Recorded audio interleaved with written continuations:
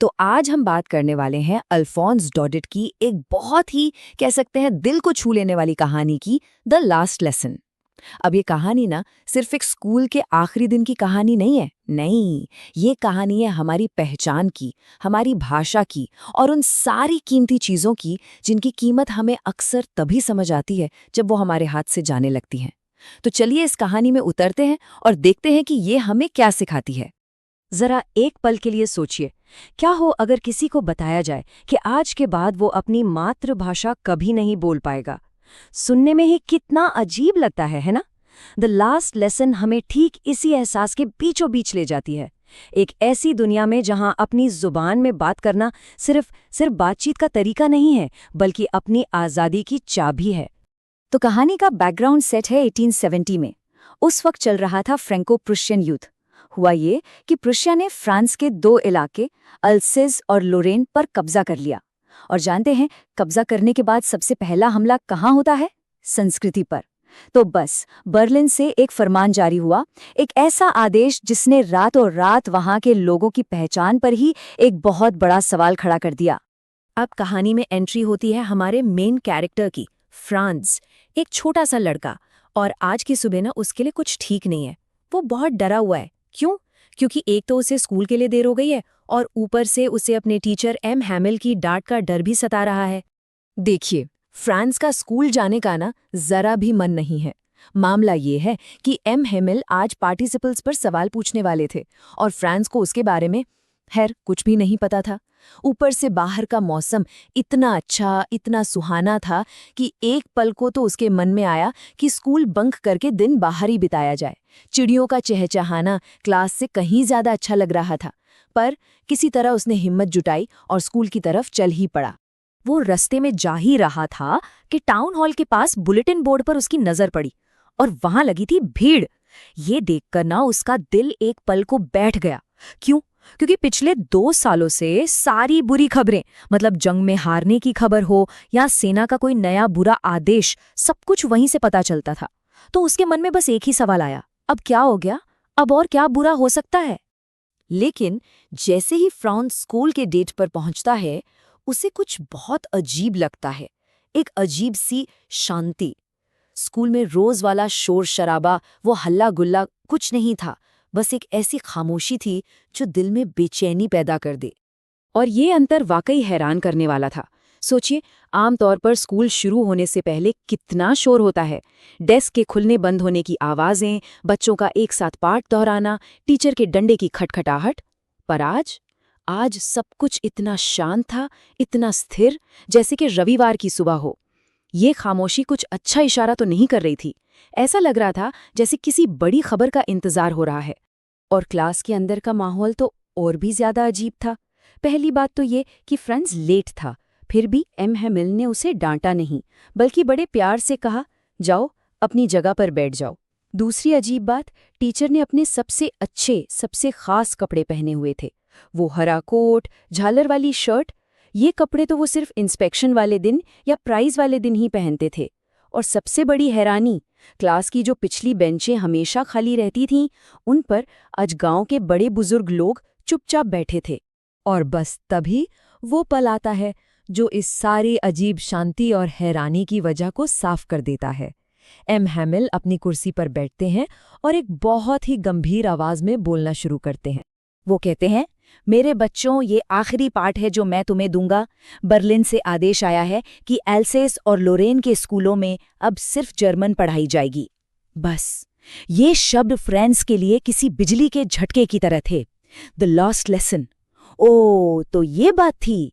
अब उसे सब कुछ समझ में आ रहा था। टाउन हॉल की भीड़, स्कूल की खामोशी, टीचर के खास कपड़े और गांव वालों का क्लास में होना। कहानी में फ्रांस इस खबर को एक वज्रपात कहता है, मतलब अ थंडर क्लैप। उसके लिए ये खबर किसी शॉक से, किसी झटके से कम नहीं थी। और अचानक एक पल में उसे एहसास होता है कि उसने अपनी ही भाषा को सीखने का कितना बड़ा, कितना कीमती मौका गंवा दिया है। और इसी शौक के साथ आता है गहरा पछतावा। उसे वो सारे दिन याद आते हैं जब उसने पढ़ाई छोड़कर पक्षियों के अंडे ढूंढना या स्कूल से भाग जाना बेहतर समझा था। जिन किताबों को वो कल तक एक मुसीबत समझता था, आज वो उसे पुराने दोस्तों की तरह लग रही हैं, जिन्हें वो छोड़ना नहीं चाहता।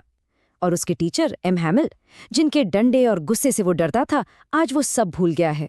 उसे बस ये दिख रहा है कि ये इंसान अब जा रहा है।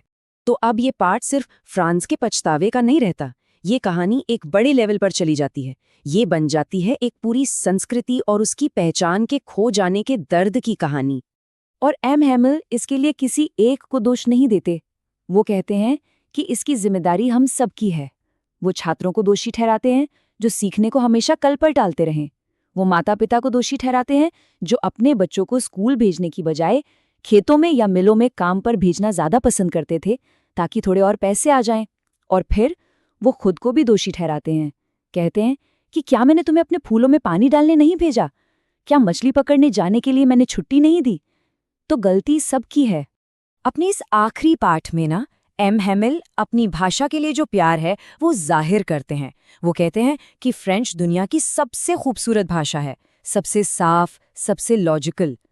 और ये सिर्फ एक भाषा का पाठ नहीं था, ये अपनी विरासत का, अपनी धरोहर का एक तरह से जश्न था। और फिर वो कहानी की सबसे गहरी, सबसे ज़रूरी बात कहते हैं। वो समझाते हैं कि देखो, जब किसी देश के लोग गुलाम हो जाते हैं तो जब तक वो अपनी भाषा को मजबूती से पकड़े रहते हैं ना, तो ये ऐसा है मानो उनकी जेल की चाबी उनके ही पास हो। मतलब भाषा सिर्फ बातचीत का जरिया नहीं है, ये पहचान है, ये गुलामी में भी आज़ादी का एहसास है। और ये सब सुनने के बाद फ्रांस का नज़रिया ही बदल जाता है। ग्रामर का वही पार्ट, वही पार्टिसिपल्स जो उसे हमेशा इतने मुश्किल और बोरिंग लगते थे, आज उसे सब कुछ एकदम साफ साफ समझ में आ रहा था। इतना आसान तो उसे पहले कभी नहीं लगा। उसे एहसास हुआ कि शायद उसने पहले कभी इतने ध्यान से सुना ही नहीं था, और शायद एम हैमिल ने भी कभी इतने सब्र से, इतने धैर्य से समझाया ही नहीं था। खैर, अब ये क्लास अपने अंतिम क्षणों में पहुंच रही थी। 40 साल, पूरे 40 साल की सेवा का अंत एक ऐसी विदाई के साथ हो रहा था जिसे वहां मौजूद कोई भी शायद कभी नहीं भूल सकता। तभी चर्च की घड़ी में 12 बजते हैं और ठीक उसी पल खिड़की के बाहर से प्रशियन सैनिकों की तुर्रियों की आवाज आती है जो ड्रिल से लौट रहे थे। ये आवाज मानो एक ऐलान थी, एक युग के अंत का ऐलान। फ्रेंच का आखिरी पाठ खत्म हो चुका था। एम हैमिल अपनी जगह से खड़े होते हैं। उनका चेहरा बिल्कुल पीला पड़ गया था। वो कुछ कहना चाहते थे, लेकिन भावनाएं इतनी ज्यादा थीं कि उनका गला रुंध गया। एक शब्द भी नहीं निकल पाया। 40 साल की वफादार सेवा और अपनी भाषा को खोने का दर्द, ये सब शायद शब्दों में बयां किया भी नहीं जा सकता था। तो जब शब्द उनका साथ नहीं देते तो वो ब्लैकबोर्ड की तरफ मुड़ते हैं, चौक का एक टुकड़ा उठाते हैं और अपनी पूरी ताकत लगाकर जितने बड़े अक्षरों में लिख सकते थे लिखते हैं, वीवल लव फ्रांस। इसका मतलब है फ्रांस अमर रहे। ये उनकी तरफ से खामोश लेकिन बहुत शक्तिशाली ऐलान था, देशभक्ति का, हार न मानने का। और बस इसके बाद वो एक शब्द भी नहीं कहते। वो अपना सिर दीवार से टिका लेते हैं और बिना कुछ बोले बस हाथ से इशारा करते हैं कि क्लास खत्म हो गई, अब सब जा सकते हैं। ये एक ऐसी विदाई थी जिसमें शब्द नहीं थे, पर जो किसी भी लंबे चौड़े भाषण से कहीं ज्यादा असरदार थी।